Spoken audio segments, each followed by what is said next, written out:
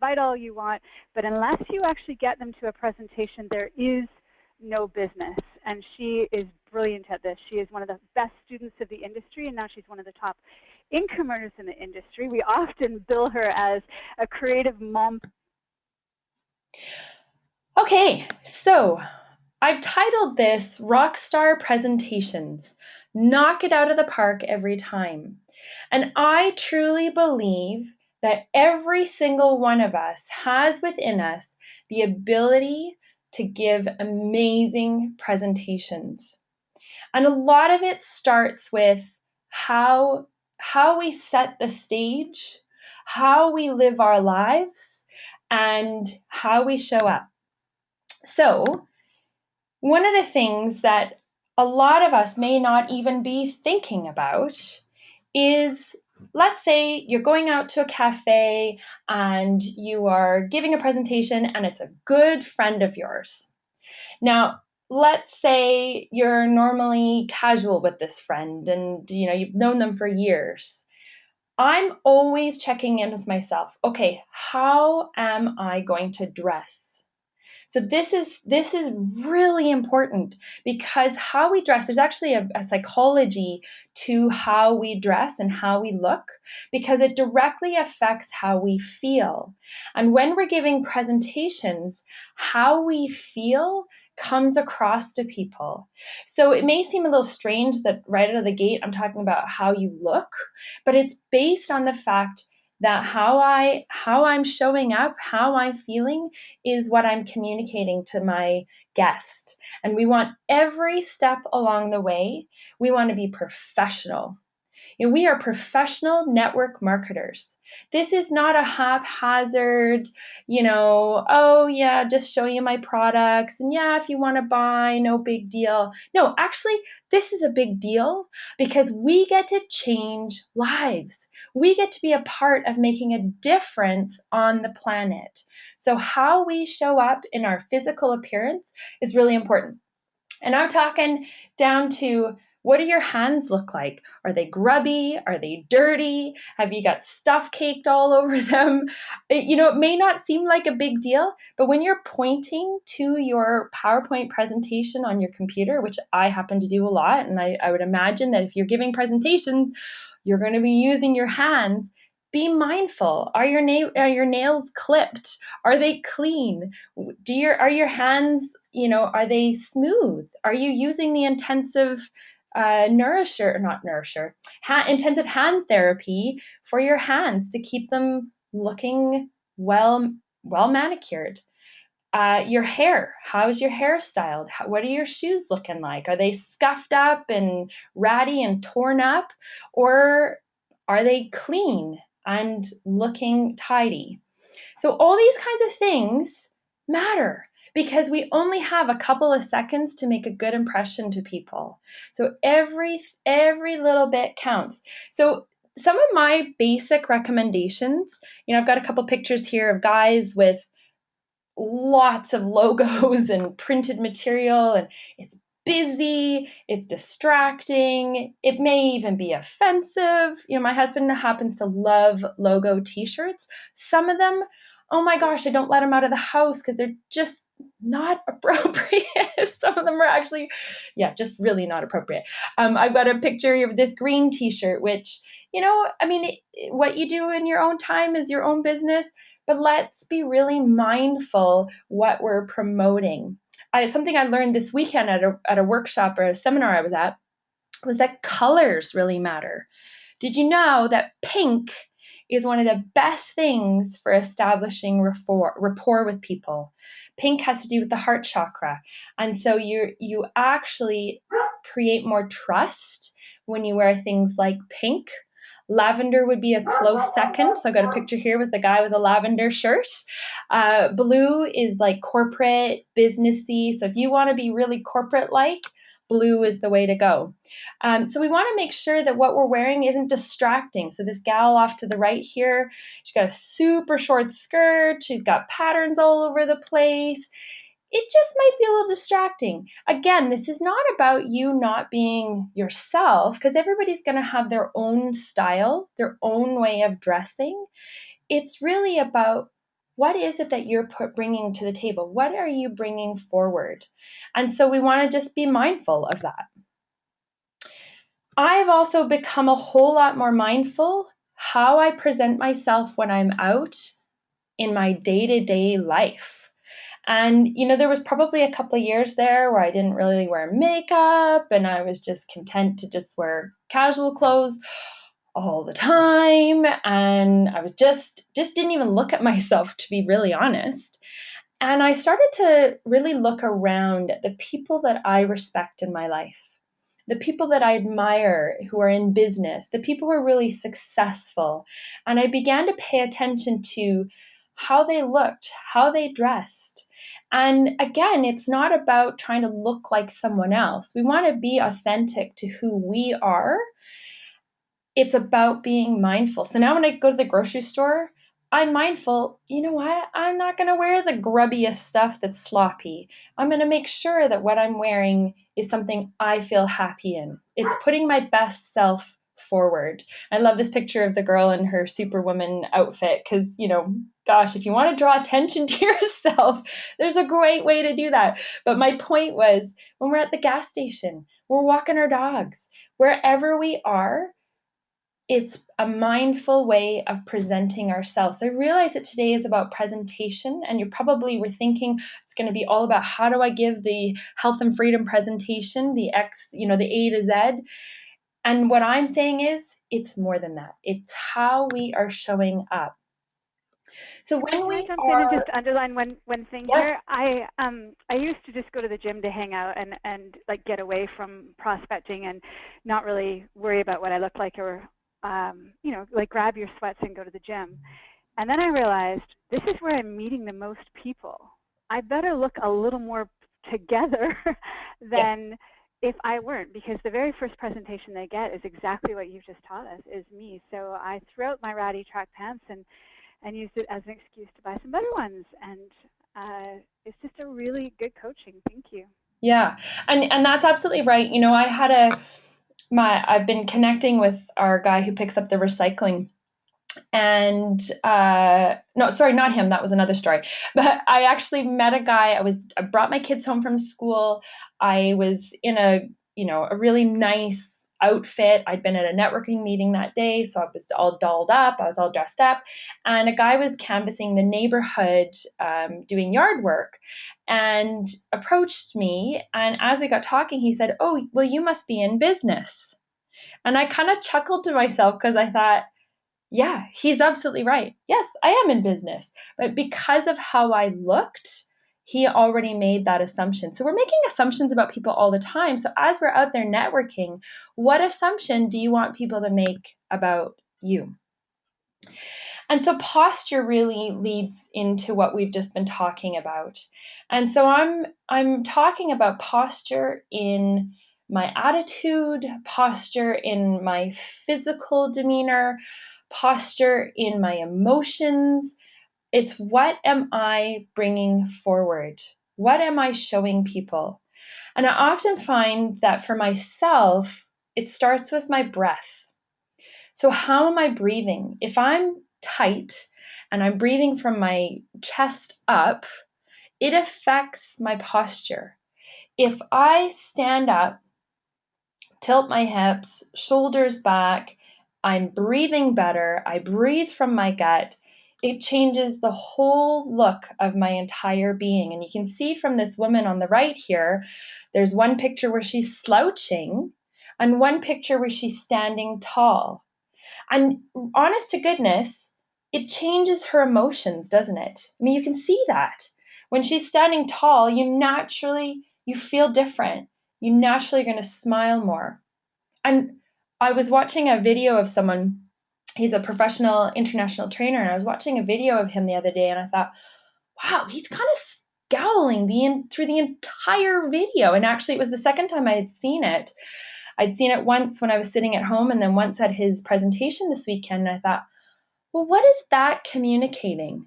If he's scowling throughout this entire presentation, that's sending a message subconsciously to all of us. It's serious, it's stressed, it's painful. Whereas if my facial language, as I've indicated here, if my eyebrows are up and I'm smiling and my eyes are open, now I'm actually communicating something much brighter, more open. And we want people to be open to us, and we want to be open to them. So our facial language, our body language, how we stand, it affects everything. And oftentimes, the best presentations are not when somebody is an expert and knows the material ins and outs and answers all the questions perfectly and has the perfect language and never makes a mistake. The best presentations come from an enthusiastic point of view, when people are expressive, when they really bring themselves forward.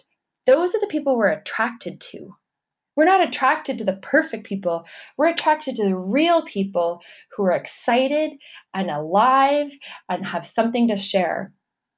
And one of the things that I have implemented, and I know Karen and several of our leaders and several of our teammates have implemented over the past few years, is this whole idea of intentions. So before I start my day, before I do a presentation for someone, before really almost anything, I write my intention of how I'm going to be. And I will write an intention around my breath. So I breathe deeply and I am filled with open-hearted connection, and I'm excited about being with this person. So if you're not yet writing intentions, you're going to want to check out our template on the deltateam.net. Under resources, you'll find intentions there. And I would encourage you to buddy up with someone who is already writing intentions to give you some guidance in how to write these from a place of being versus doing. So I'm not going to go deep into that tonight, but I just really want to encourage you, if you're not yet doing them, or if you've heard about them several times and you're stubborn like me, and sometimes it takes 15 times of hearing something before you'll do it, I would just encourage you, today is the day, go find out how to write an intention, because I promise you, if you begin implementing it, it will change how you show up and it will affect your results.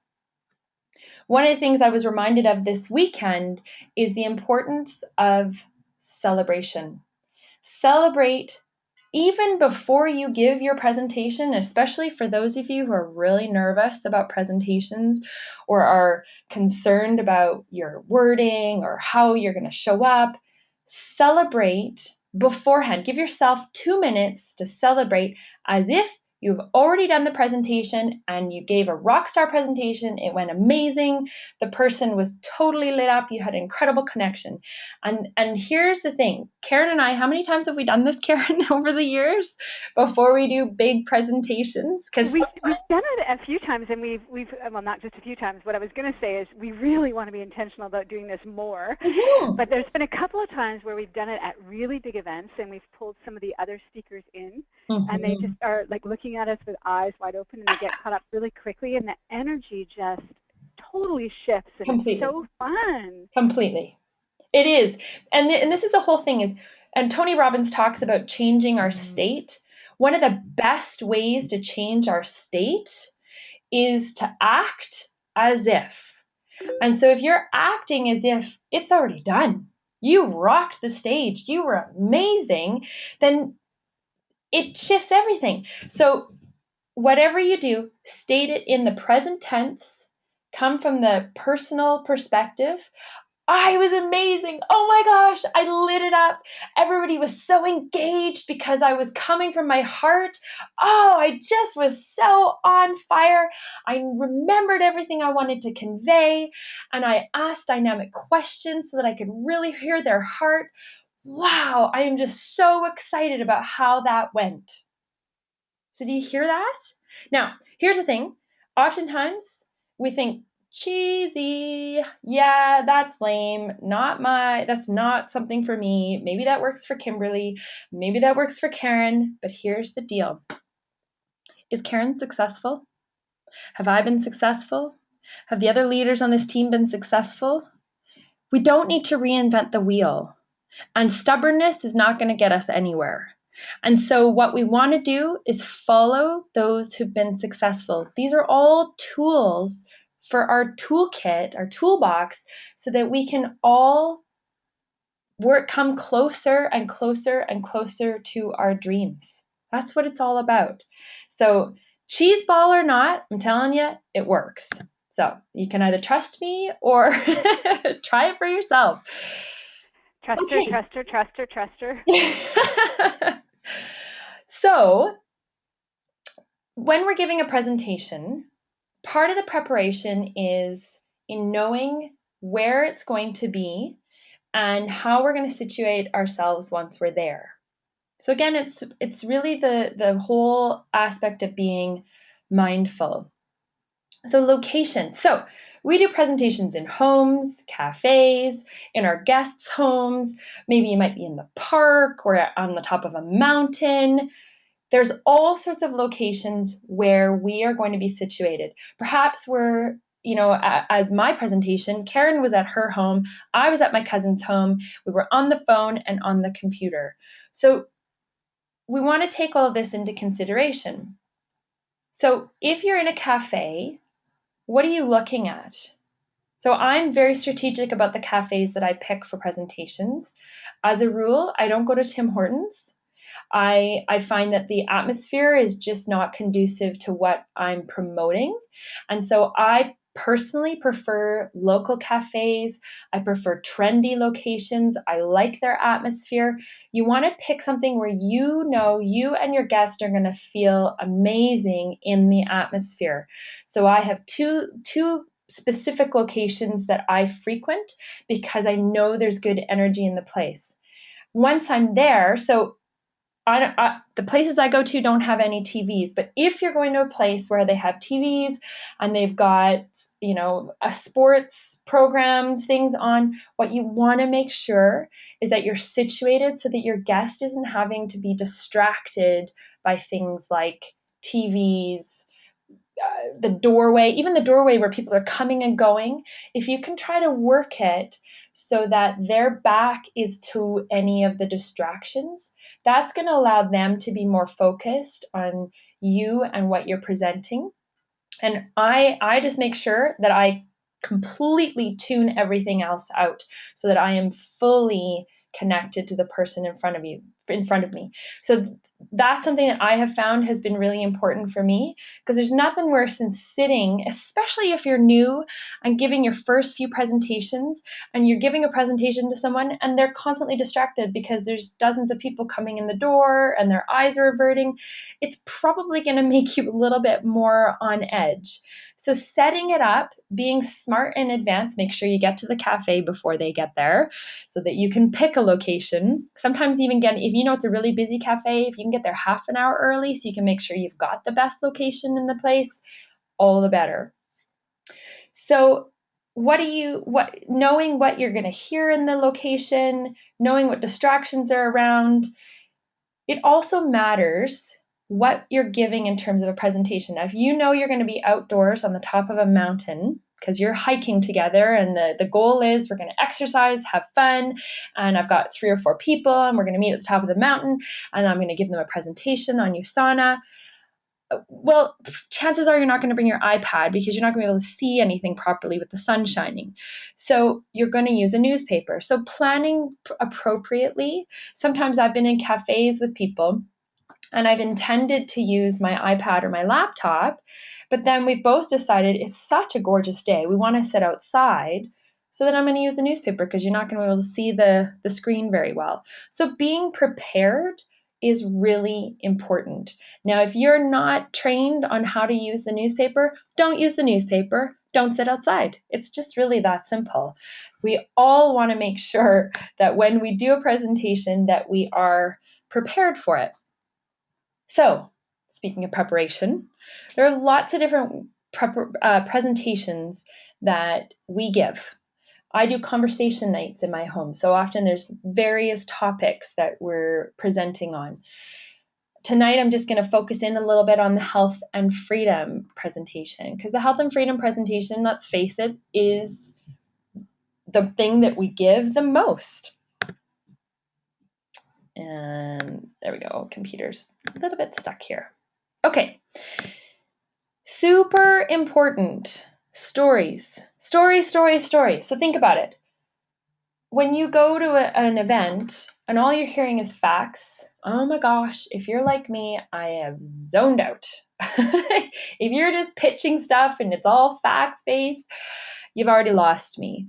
So we all know that stories, this is the way that we connect. I still remember the stories that Karen shared the very first presentation. I remember hearing the dog and horse story. I remember hearing about Tim and his strokes. I remember hearing about how she was able to match his income in 7 months, and that she was able to retire him, and that she was able to, do the things that they wanted to do. And it was so vivid to me. Yes, I've heard the story several times since then, but it was so vivid. Those were the things that grabbed my attention. Now, it wasn't because I necessarily wanted to retire my husband or have a horse, or, I didn't have the same goals and dreams as her. But by her sharing those, they triggered the things that I desired. That's what makes it so cool. So you want to make sure you've got relevant stories that are related to what you're communicating. And here's the thing for me. If I know my audience, if I've qualified my guests, so we're sitting at a cafe and I'm sharing this information, and I know that they're a nurse, well, I'm probably going to share some stories about friends of mine who are in this business who are nurses. It's just that simple. The reality is there's certain stories that I always share, and I weave them throughout because they're my stories. We don't need to change our stories because our story is our story. And I think oftentimes we think, I've shared the same thing, several times. It's like, yeah, because that's your story. So it's, you don't need something different necessarily, unless you're doing something like what I said, where you've got somebody in front of you who has a specific goal, like maybe weight loss is their thing. And so you really want to be able to share a specific story of transformation from a friend of yours who's in the business. Timing is really key, because we can talk for a long time. Our presentations, let's face it, I'm pretty sure my first presentation that Karen gave me was at least an hour and a half back in the day. No comment. That's okay. I paced with you the whole time. I was so excited. And here's the thing, you can't say the wrong thing to the right person. When it's just the right time, it's just the right time. But the reality is, nowadays we are so distracted with technology, and there's so much information coming at us. So the more brief we can be, the better. And if we can save time for the end of the presentation for questions, oh my gosh, that's where the magic happens. That's where we really get to dig deep and find out what they liked best. So it's really critical that you share your why every time. Not sometimes, every time.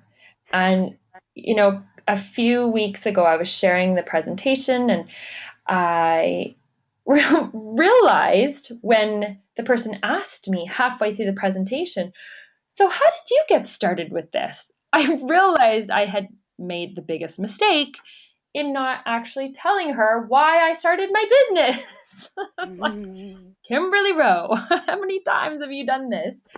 And I forgot. No big deal. She asked me, and I shared it, and it was great. And that this brings me to a really important point. This isn't about perfection. This is just not about perfection. If you have set an intention, if I have set an intention to come from my heart and to be authentically myself and to really offer something of value to this person, I can't go wrong, because it's going to come across. So as I'm sharing this, these tips and tricks. And, some of you may be thinking, oh my gosh, I'm still stuck on really what can I wear jeans? Could I wear ripped jeans? Could wherever you're at, we're all at different places. But if you can even just take a couple of things from this tonight to be able to work on, to be able to add into how you're communicating, then that's awesome.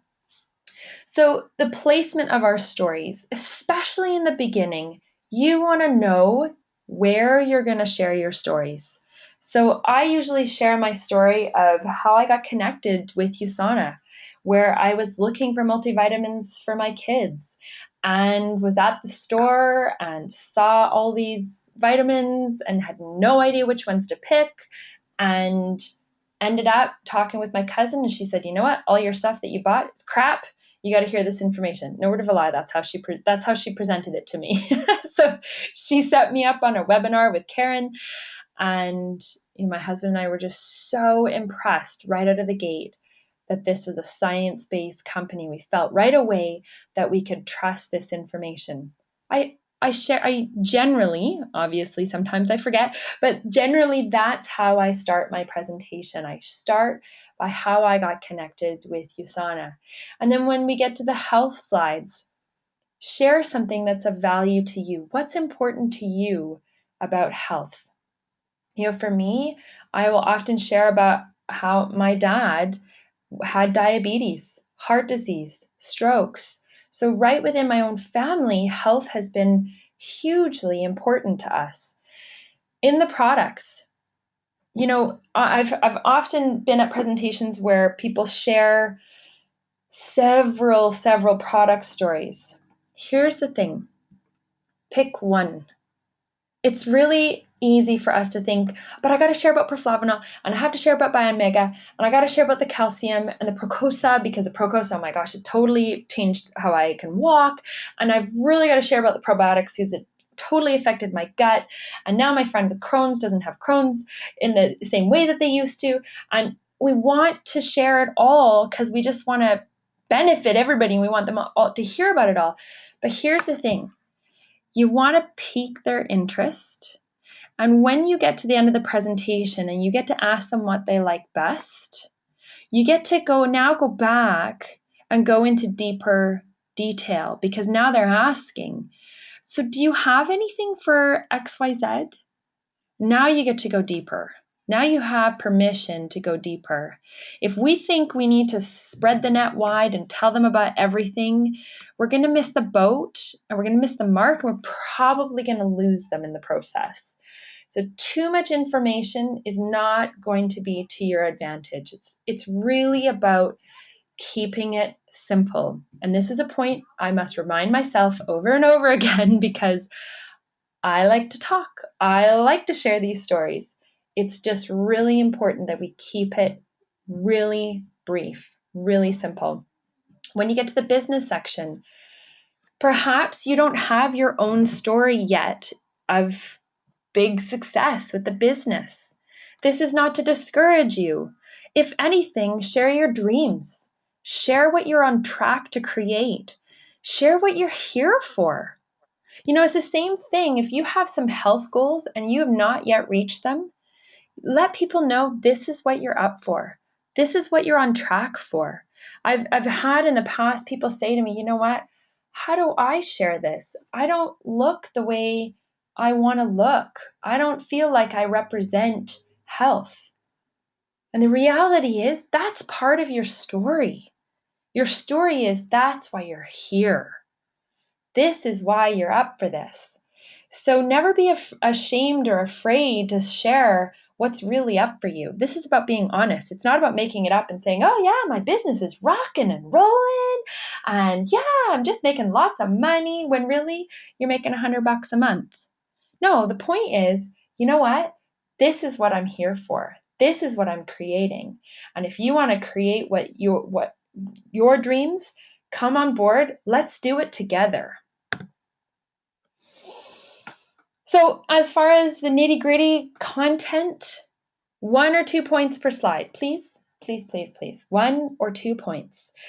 really important to keep it brief, as I've already mentioned. 30 to 45 seconds per slide on our health and freedom presentation is essential. And I put a point here about how it's not essential to know everything. Can you guys hear me okay? Somebody said that you can't hear me. Karen, can you hear me? Yeah, totally fine. Okay, beautiful. So this is also something that's really important. I am 9 years into the business. I promise you, I am not an expert in all the ingredients, in all of what the products do for our health, in all the systems of the body that the products address. I am not an expert. 9 years in, I'm still not an expert. There's so much I could know that I just don't. And that's totally okay. You know why?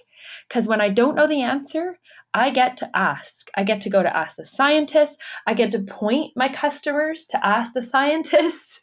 Oh my goodness, what a huge, huge resource that is. And so awesome to be able to say to somebody, hey, that's a great question. You know, if you go to my website, click on Ask the Scientists, you'll be able to ask them yourself and you will get a response from them, usually within 48 hours to a week's worth of time.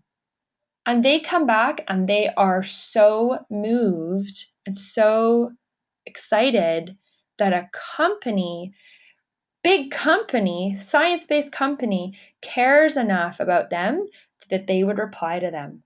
So it's so cool to be able to say, great question. I'm going to find out for you. Or, hey, let's find that question out together.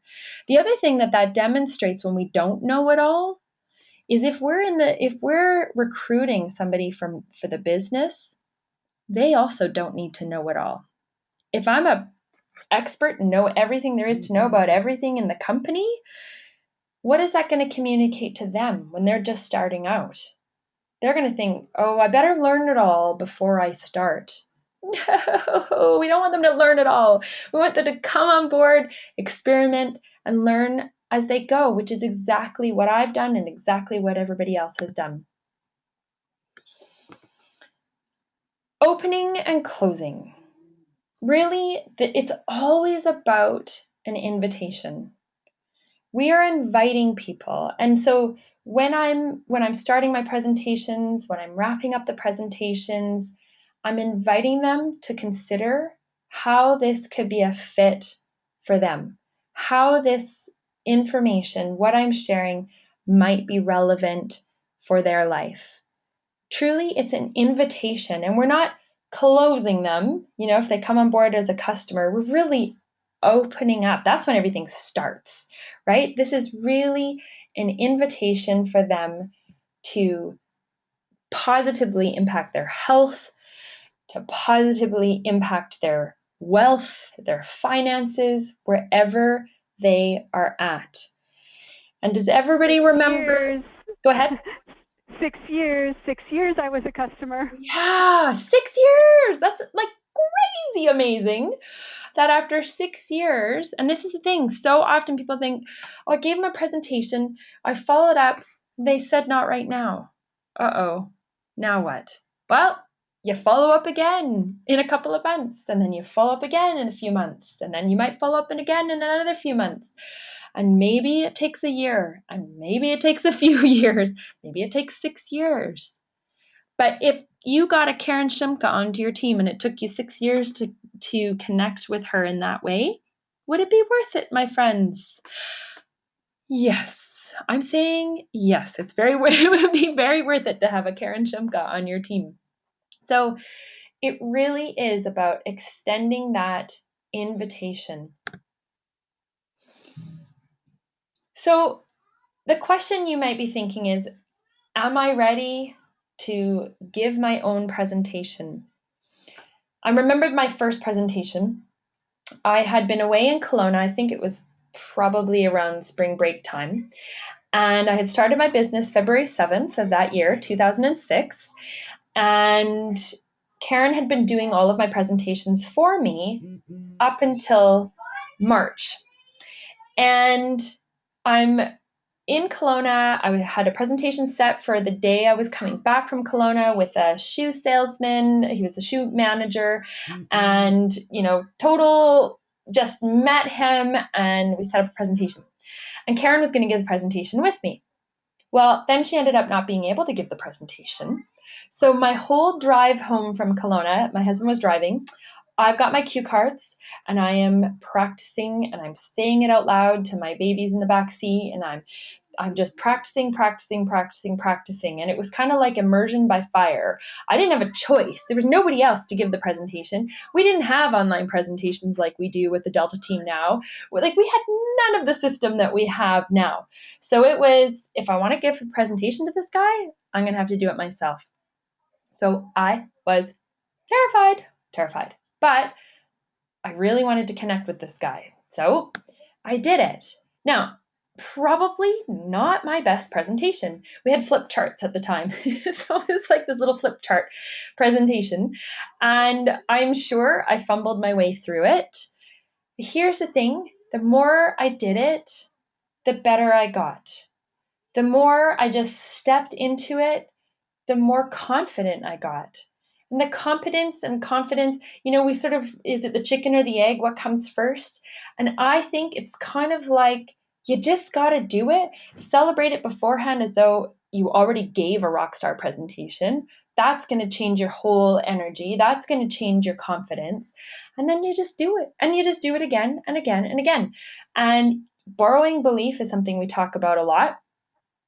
Borrow the belief of your mentor. Borrow the belief of the person who is training you, who's saying, you're ready. You can do this presentation. And if you've been in this business for more than a few months and you're not giving your own presentations, it's time. It's time to step out of the nest. It's time to take the big leap. It's time. It's now. There's no time like the present. Tomorrow will never come. It's all about do it now. And I wrote down here, enthusiasm will mask your nerves. Really, just be enthusiastic. And, I have to say, I have known people who are not the most eloquent, perfect presentation givers. And their enthusiasm attracts people like flies to honey. Like, oh my gosh, they just flock to them because of their energy, because of who they are. It's just not about perfection. So the number of times that I've flubbed my way through and people have said to me, oh, I can just really tell you're passionate. They can tell I'm passionate, not because of what I said or how I said it, or, if I said it nicely or used the right words. The passion comes from within. It's not about the superficial. And it's a great thing to write. Sorry to jump in again, but it's going back to one of the first things you taught on, and it's not the whole call, but writing that in your intention. I am passionate. I hear passionate language. I feel passionate. Simple things to write. Yeah. Versus I feel like throwing up and puking, which is probably how you're going to feel at your first presentation. Don't write that down. Write something else. Yes. And if you take a breath, this is one of the most powerful things you can do. Because oftentimes, we've all heard the people who get up on stage and they through the whole presentation, and everybody's kind of going, what are they trying to say? Because it's so much ums and ahs. Here's what's happened. That person is not present. And one of the best ways we can get present is just to take a breath. Take a really big... Take a breath. No big deal. Take a pause. If you lose your place, take a pause. Giggle about it. Laugh at yourself. Don't take yourself so seriously. Just take a nice big breath, and that will help your whole system to relax and to be able to keep going. And how we interpret our nerves is really, really important. So we can interpret our nerves. You might have sweaty pits, so your hands might be clammy, Your hands might even be buzzing a little bit. Your brain might be just spinning in circles. We can interpret that as, oh my gosh, I might fail, I might fumble, I might forget my words, I might throw, okay, this is like totally divulging, but years ago when I was petrified of speaking in public, I was always worried that I might say some word like sex in public, like mixing up success and calling it sex instead. And I was terrified of saying something like that publicly and embarrassing myself. And I've learned that, oh my gosh, if you say something like that, you make everybody laugh, everybody relaxes, and you can just have a laugh at yourself. So it's all in how we interpret it. We can interpret it as a flub, a failure, I messed up, I did a terrible job. Or we can interpret how we're feeling as excitement, as passion, as enthusiasm. So I've written out a few things here, and here's something that is so simple to do. Check in with yourself around what your beliefs are. What are your beliefs around presenting? What are some of your limiting thoughts around that?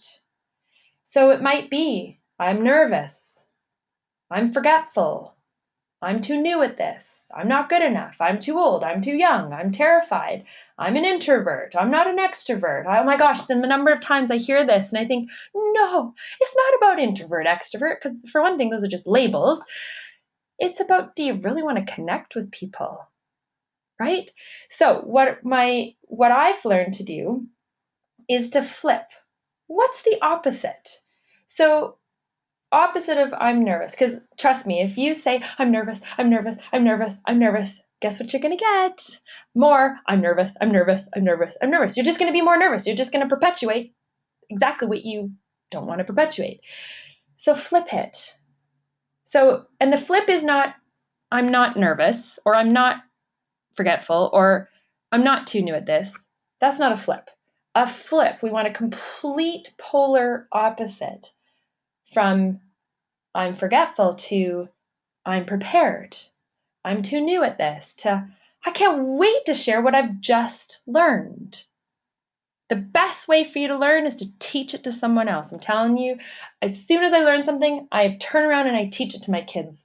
I turn around and I teach it to my team. Because that helps to lock it in. That helps to lock it and load it and have it be integrated into my being. So I'm an introvert. Flip it. I have something to share, or I love making a difference for others, or I'm me. I get to be me. I get to be me, fully me. This is who I am. So flipping it can be a really good thing if you find that there are a lot of things that are preventing you from stepping into presentations. Try this exercise.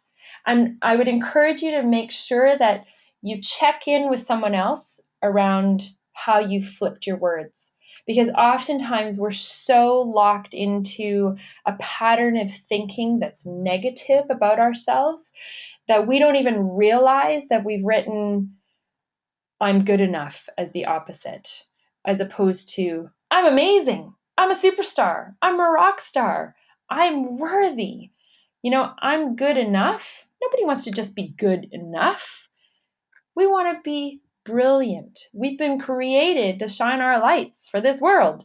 So the opposite of I'm not good enough is I'm here for a purpose. I'm amazing. I am worthy. I hope that makes sense for everybody. It's true. So the important thing is to be yourself. Give yourself the grace to learn as you go. We all start at the same place. I used to be terrified of public speaking, terrified of speaking in groups. I learned I fell in love with it. I love communicating with people. I love sharing my stories. I love hearing other people's stories. I love what happens when we present and it impacts other people's lives. If you believe that you have a gift to share, it's time you began sharing it. And I think all of us could stand to celebrate our successes a whole lot more. That's why I was reminded this weekend, I've got to start doing the pre-successes before the presentation and doing the post-successes after. Finding a buddy, finding someone to call up, like Karen and I, when we do our presentations and we do the pre-celebrating, oh, it's so fun. It's so electric when you've got more than one person who can collaborate together in that kind of creative spirit and celebrate together. So maybe. And Kimberly, we call we call right away, and we'll say, "Let me just tell you what a rock star I was." Yeah. Like, really, I lit this up. Let me just tell you. And we'll do the post celebration as well. And so it's fun. You want to celebrate and anchor it. And it's not about arrogance. It's about layering brilliance and being your brightest, shiniest self. Well, it's Marianne Williamson's quote, right? We are born to make manifest the amazingness that's within us. As we let our light shine, we unconsciously give others permission to do the same. When we shrink, there's no light. When we expand, there's a light. And you know it. When you're in this presence of someone who is radiating their own personal light, who is passionate, enthusiastic, who is celebrating life, you just want to be with them. I want to be connected to people who are like that. It is so attractive, and we naturally are drawn to people like that. Sometimes it helps for me to think about the people that I admire and respect. So within our company, there are people that I love to hear them. When Leanne Jacobs now, when she talks about leadership, I get really excited. I can feel it in my whole being. And you know why? Because it's in her being. She's electrified by the topic of leadership. That's what she communicates to us. So it's really about coming from that place within you. Oops, there we go. Awesome. Thank you, Kimberly. So I'm happy to open this up to. Can you leave it on that last slide? Yeah, that's awesome. Or the one before even would be great. One of the things I wanted to ask you real quick, and then I want to hear what you guys love best. I want to hear what your questions and your comments are.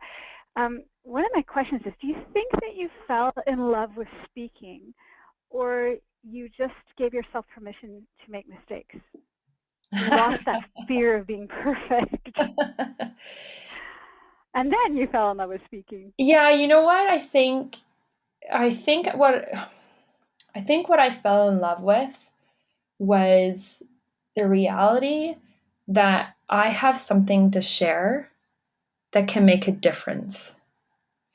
And nothing jazzes me more than when somebody comes up to me and says, "You know what you shared a year ago when you said XYZ?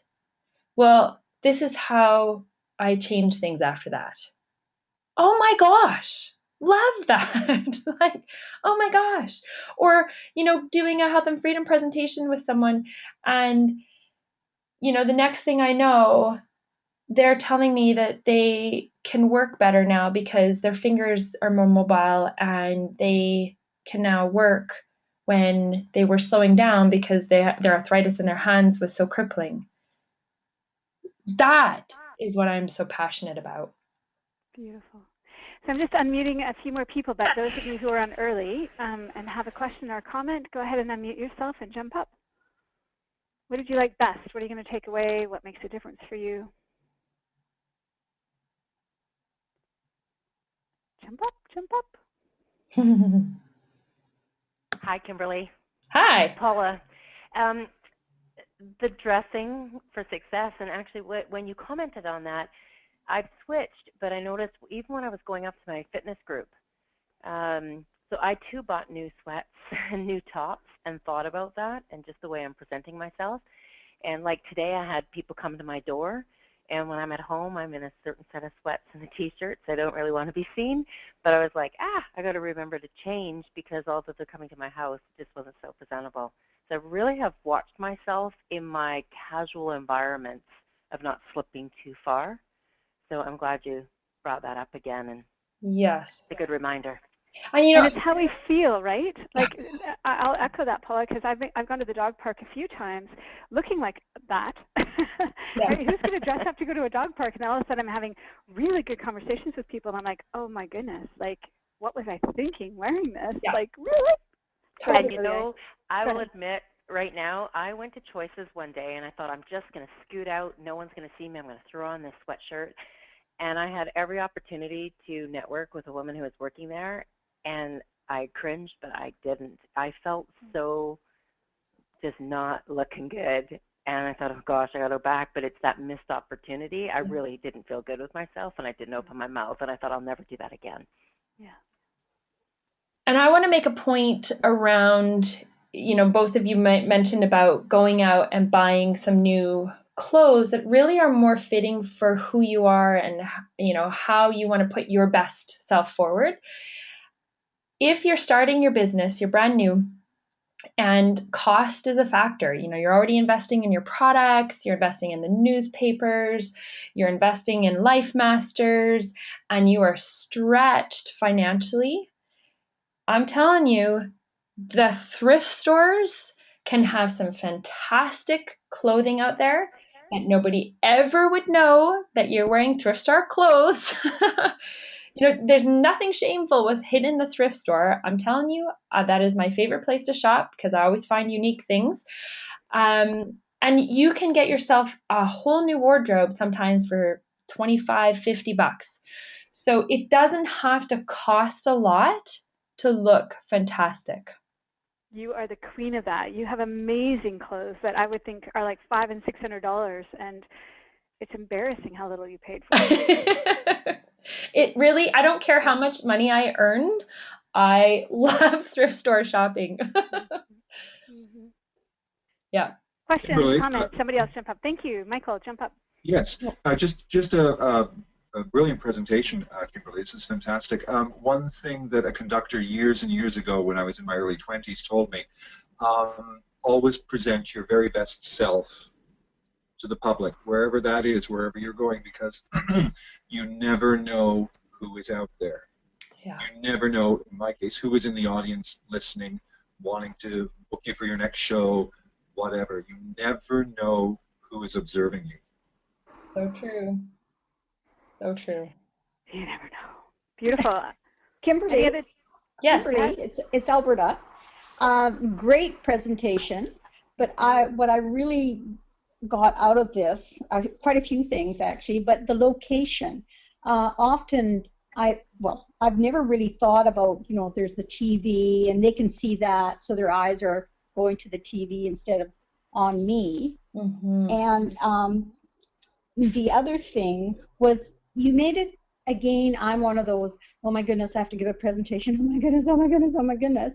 And you made it, I wrote all these down because you made it sound so simple. Like here I wrote your why did you join USANA, what is it important to you, and share only one product of the series, and stay on track when you're saying where you're going from this. So it's not, be yourself, be true. Don't go, oh, I'm making a great, making lots of money right now when you're not. And it's, so you can just say, I'm on my way, or this is what I'm working for. Mm-hmm. So it all just hit home so nicely tonight. So thank you. You're welcome. I'm glad to hear that, Alberta. Okay, one last comment. Norma. Thanks, Alberta. You can unmute yourself. Hop up. Miss Bowen, are you there? There you are. There I go. Yeah. Thanks, Kimberley. That was such a great presentation. Things that we all know, but you had it so organized and so well done, prepared. But I believe though, when you can feel that you can be just you and just yourself and be natural. And I think my biggest the thing with me is that I tried to be like Karen Shumker or like Kimberley or and give their presentation, and it just doesn't go over because you're not being yourself. Mm-hmm. So Amen. Be yourself. So far, nobody else has come close to Kimberley. It just doesn't work. We're all unique. And isn't that great? Seriously, isn't it great that there's nobody who's like you? So Kimberley, I'm going to ask you for a closing thought. Like I'll ask you in 1 second, but would you go on to Facebook and tell us your craziest presentation? Like where's the wildest place you've ever presented? And the second thing I'd love for you to post is how do you present to moms who have kids in their arms, hanging off them, at their feet? Like how do you do that wild environment? And maybe sometime in the next few days you could coach us on that on the Delta Team Facebook group. Yeah, absolutely. And out of all that you've shared tonight, what is the most important takeaway for somebody who is brand new? I would say take a risk. I think so often we think we have to be comfortable before we do something. We have to know it all. And the greatest learnings come when we just step out, get out of our comfort zone, and take a risk. Beautiful. And off we go. Have a fabulous week. The most important thing you can do for your business is invite to this event on Friday night. Yes. For all of you in this time zone,